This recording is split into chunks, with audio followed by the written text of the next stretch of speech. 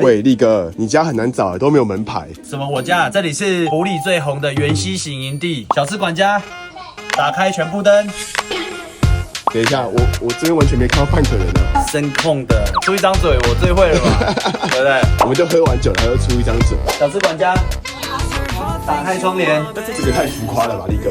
是不是？在这个营地里面，就是带小孩子在这里玩耍，而且我们里面还有很大的游泳池，很大的户外设施，在这里吃喝玩乐。讲真的，进来这个方舱，其实我也不想回家了。这是我从小到大的愿望，就是有一个专属的管家，让我可以使唤啊。最好小吃管家还可以喂我喝酒。小吃管家喂我喝酒，小吃管家不理我。